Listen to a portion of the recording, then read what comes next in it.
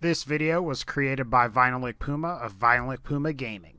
So Borderlands 2 has a lot of in-game weapons. There are 7 weapon manufacturers, 6 different weapon types, and roughly 4 to 6 different weapon barrels that correspond to each weapon type. That doesn't even account for the variations between different weapon sights, grips, and even stocks. In this video, I wanted to go over weapons that can't drop in-game or are almost unfathomable by the current Borderlands player.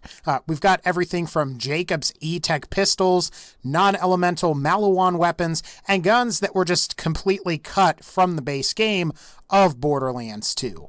These are the top 5 unicorn and otherwise impossible guns and weapons in Borderlands 2. Number 5. Weapon scopes on both the Buffalo and Elephant gun. As the name implies, this is both the Buffalo and Elephant gun with a scope attached. Normally, both the Buffalo and Elephant gun can't have sniper scopes attached, and you have to implement Cheat Engine on the PC version in order to force the scope on the gun.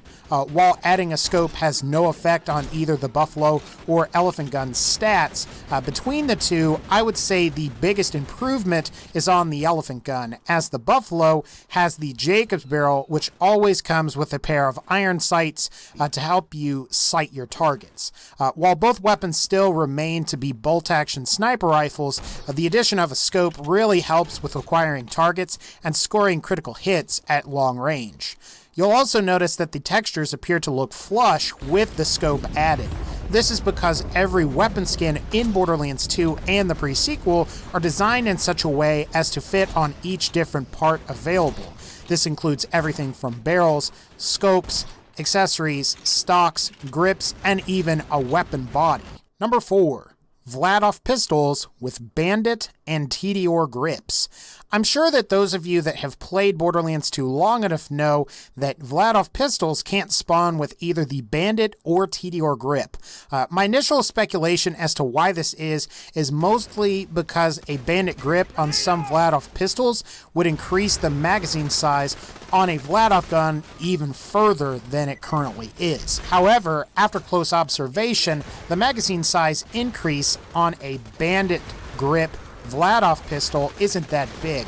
It's only about 4 bullets or so when compared to the standard Vladoff grip on a Vladoff pistol.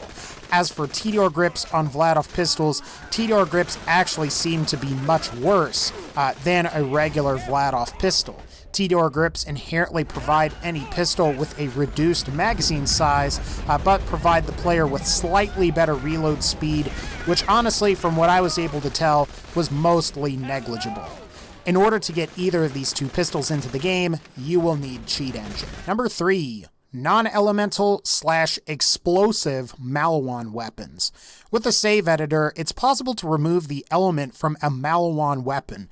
In most cases, this actually makes the weapon inferior, as you get a standard non-elemental weapon without the capability to apply a damage over time effect. On certain legendary Malwan weapons, though, like the Hellfire or Volcano, you can deal both non-elemental and explosive damage to enemies at the same time on a per-shot basis. Many people that played Borderlands 1 will remember the explosive SMGs from that game. Removing the element from a Hellfire SMG is the closest you will get to that initial experience from Borderlands 1. It's also worth mentioning that the explosive Norfleet was popular amongst the player base at one time because of its higher base damage when compared to the, quote, legit elemental versions. In my opinion, though, it's actually worse than the legit elemental versions because the splash radius to me always seemed nerfed, and it didn't seem quite as effective as you had to get the rockets to directly hit whatever it was you were shooting it at. Number 2. Torg and Jakobs E-Tech weaponry. The only legitimate Torg E-Tech weapon in Borderlands 2 is the unique Sword Explosion shotgun that was available in the Tiny Tina's Assault on Dragonkeep DLC.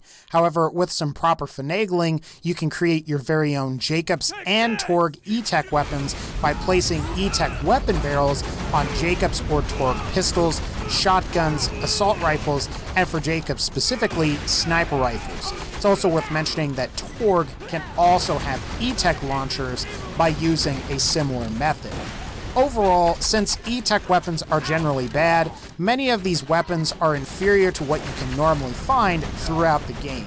I will mention, though, that I tend to like Jakobs E-Tech Pistols with the spiker or dart barrel.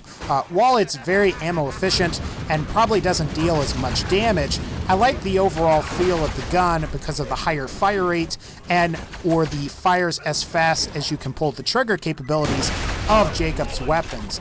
And I think that it translates well to an E-Tech spiker or dart weapon. Jakobs E-Tech Sniper rifles are also interesting to look at. While they are better than E-Tech snipers from other manufacturers, they are still largely inferior to weapons you already have, which sucks because you would think that the higher crit damage inherent to Jakobs weapons would help. Unfortunately, this isn't the case. Number 1. The Jakobs Pepperbox. Those of you that have played Borderlands the Pre-Sequel's Claptastic Voyage DLC might recognize the Jakobs Pepperbox pistol. It's also likely you might not even see it, as you can only receive it in glitch rarity. Since it's only in glitch rarity in Borderlands the Pre-Sequel, it actually is quite rare. The Jakobs Pepperbox pistol is simply a Jakobs pistol with the Vladoff barrel. In Borderlands 2 and before the Claptastic Voyage DLC was released for Borderlands the Pre-Sequel, the only way to obtain a real Jakobs Pepperbox was to use Cheat Engine on the PC version of the game. Before the Digistruct Peak add-on patch, you could get this thing onto consoles by placing it in the bank first, but that doesn't work anymore. It's also worth mentioning that you can also get a Vladoff Pepperbox, and you can also get Pepperboxes from other manufacturers by simply taking the manufacturer value on a pistol with the Vladoff barrel and changing it to Jakobs. What's cool about the Pepperbox is that it always has at least a ×2 multiplier, and it deals just under twice the damage of a standard Jakobs pistol. The 2-for or double version has a ×3 multiplier and is quite powerful. Now, before Ultimate Vault Hunter mode came out, this gun would have been too powerful for the earlier playthroughs of Borderlands 2, which I think is why it was ultimately cut from the final release. However, now you can acquire it in Borderlands the Pre-Sequel if you get lucky and manage to find one in glitch rarity. Anyway guys, that's going to pretty much wrap up this particular video. If you like this video, please be sure to leave a like. And as always, take care and I'll see y'all next time.